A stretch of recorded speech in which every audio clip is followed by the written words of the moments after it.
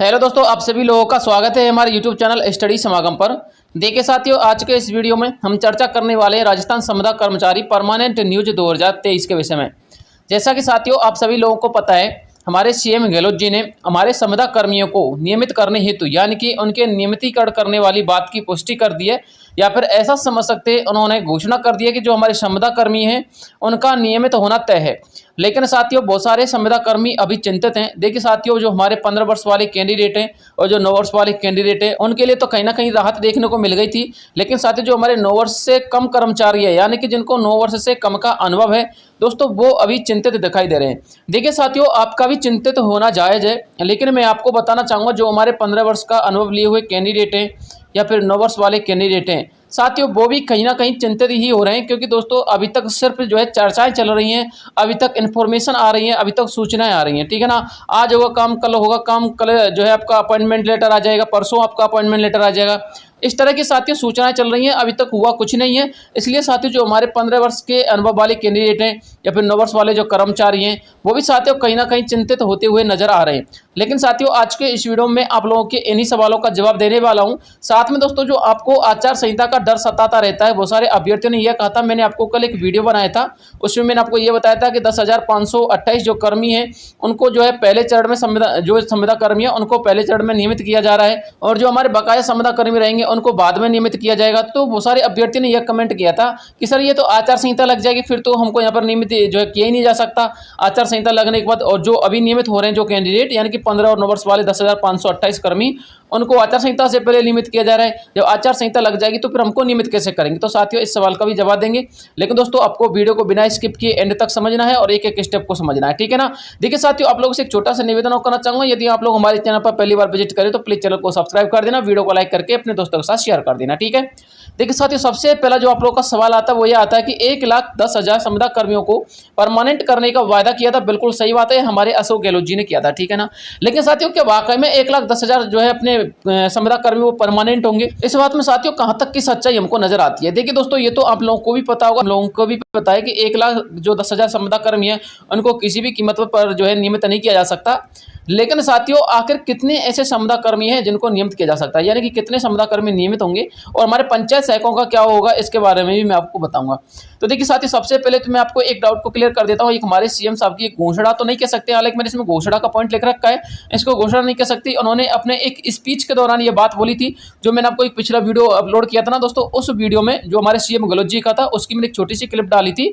उसी क्लिप में साथियों हमारे सीएम महोदय जी ने एक बात बोली थी दोस्तों। वो बात क्या बोली थी मैं आपको बता देता हूँ। देखिए हमारे सीएम साहब ने यह कहा था कि यदि आचार संहिता लग जाती है, क्या लग जाती है, यदि आचार संहिता लग जाती है तो जो हमारे संविदा कर्मी है उनके नियमितीकरण पर कोई इफेक्ट नहीं डलेगा, इस बात को समझ लीजिएगा, ठीक है ना।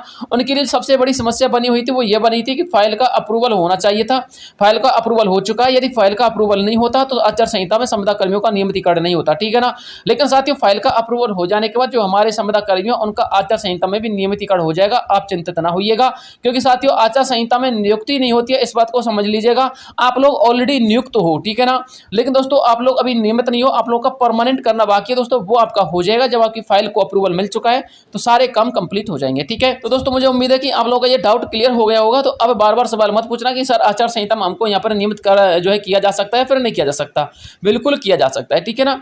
अब बात करते हैं कि आखिर कितने लोग ऐसे हैं जो जिनका यहाँ पर नियमितीकरण हो सकता है। तो देखिए साथियों 50 से लेकर के 60,000 ऐसे जो है संविदा कर्मी हैं जिनका यहाँ पर नियमितीकरण किया जा सकता है। ऐसी इन्फॉर्मेशन मेरे पास आ रही है साथियों, मेरे पास 8 से लेकर के 10 डिपार्टमेंटों की इन्फॉर्मेशन भी है। 8 से लेकर के 10 डिपार्टमेंट ऐसे हैं, उनकी लिस्ट है मेरे पास साथियों, जिनका यहाँ पर नियमितीकरण होना तय है, ठीक है ना। लेकिन साथियों उनका ये मेरे पास इन्फॉर्मेशन नहीं है कि कब उनका नियमितीकरण होगा। लेकिन साथियों जिन डिपार्टमेंट्स का नियमितीकरण होना तय है दोस्तों, उन डिपार्टमेंट्स के बारे में मुझे पता और उनके रिगार्डिंग में आपको एक ना एक दिन वीडियो लेके जरूर आऊंगा, ठीक है ना।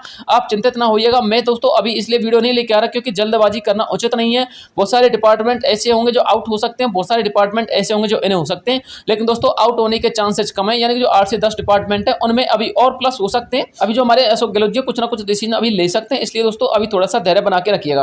अब बात करते हैं साथियों हमारे पंचायत सहायकों को लेकर के। तो दोस्तों पंचायत सहायकों को लेकर के हमारे जो साथी बार बार सवाल करते हैं हमारे कमेंट बॉक्स में, सर पंचायत सहायकों का आखिर होगा क्या, ये तो बताइए। देखिए साथियों जो पंचायत सहायकों का आंदोलन जोर शोर से चल रहा था, ठीक है ना, किससे जोर शोर से जो हमारा पंचायत सहायकों का आंदोलन चल रहा था, तो दोस्तों उस आंदोलन के दौरान ऐसी उम्मीद कहीं ना कहीं जाग उठी थी कि 70% जो चांस थे दोस्तों हमारे जो पंचायत सहायकों के नियमितीकरण होने के हो गए थे, ठीक है। लेकिन साथियों पंचायत सहायकों की संख्या यहाँ पर 23 से लेकर के 24 से 1000 पंचायत सहायकें।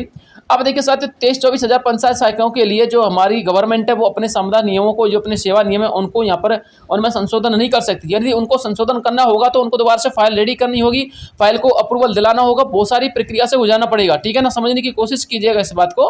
तो साथियों अभी पंचायत सहायकों का कुल मिला के बात यह प्रोसीजर काफी लंबा होने वाला है। यदि इनको अनुमति मिल भी जाती है कि आपको यहाँ पर नियमित किया जा रहा है तो साथियों फिर भी आपका जो है प्रोसीजर काफी लंबा होने वाला है और साथियों इसकी कोई गारंटी नहीं है कि आचार संहिता में आप लोगों की फाइल अप्रूवल हो जाए, ठीक है ना।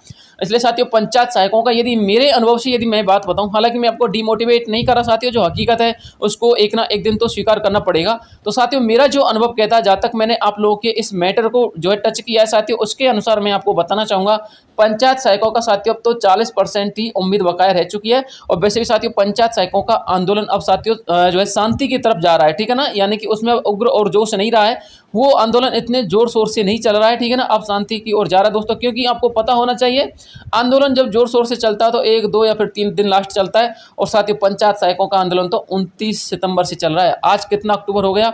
आज 7 अक्टूबर हो गया। लगा लीजिए कितने दिन जो है पंचायत सहायकों के आंदोलन को चलते चलते हो गए, कितने दिनों से ये पंचायत सहायक अपनी मांगे रख रहे हैं, ठीक है ना, गवर्नमेंट के सामने। तो साथियों जहाँ तक मुझे अभी उम्मीद जो दिखाई दे रही है पंचायत सहायकों के प्रति तो इतनी दिखाई दे रही है। हालांकि साथियों एक शब्द हम ये कह सकते हैं कि पंचायत सहायकों के साथ धोखा हुआ है और इसके अलावा कुछ नहीं कह सकते। पंचायत सहायकों के पास इसके अलावा कोई दूसरा ऑप्शन भी नहीं है जो हमारा आंदोलन चल रहा है, इस आंदोलन के अलावा, ठीक है ना।